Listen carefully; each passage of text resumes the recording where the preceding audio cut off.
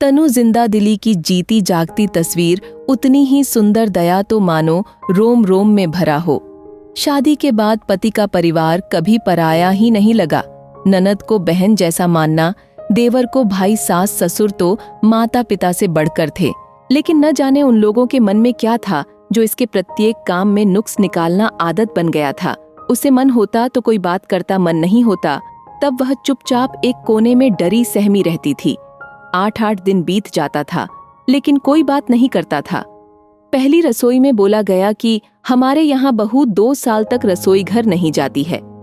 तनु ने सोचा माँ बोल रही है तब सही है, लेकिन बाहर से आने वालों के सामने सास को यह बोलता सुन कि बहू कोई काम नहीं करना चाहती है, उसके आंसू बहने लगते थे।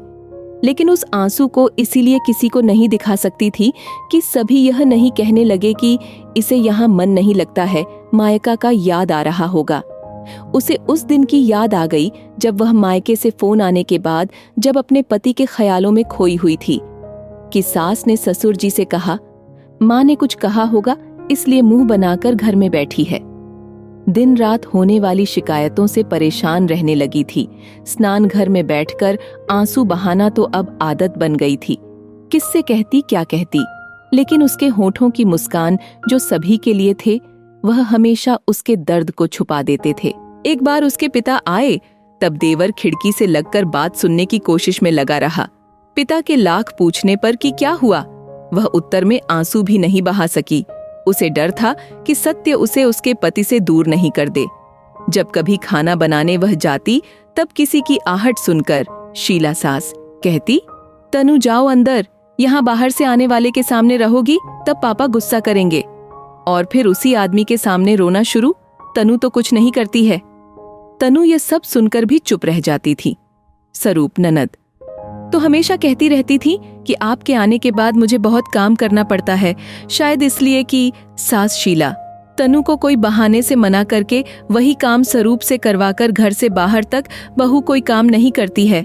बताना चाहती थी तनु जब भी काम करना चाहती तब कोई न कोई बहाना से बात करना बंद कर देती थी। तनु को हिम्मत ही नहीं होती कि वह रसोई घर के अंदर जाए।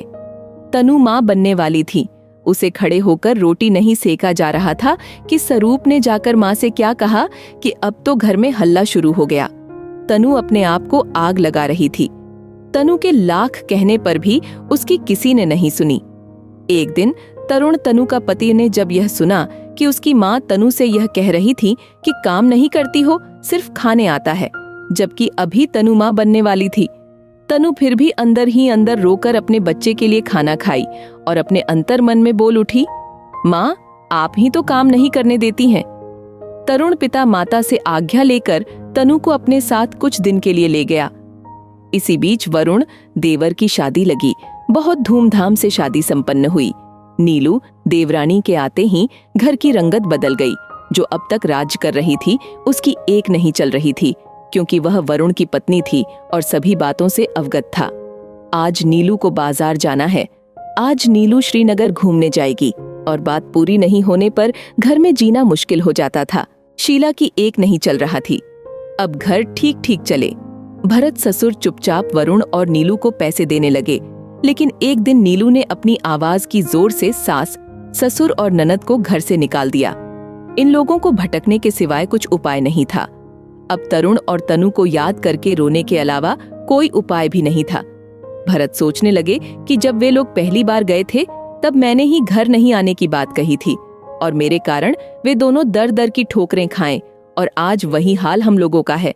सच कहते हैं इस जन्म के कर्म का फल इसी जन्म में भोगना पड़ता है। ओहो, नहीं जाने कहाँ होंगे मेरे राम, तरुण और सीता, तनु।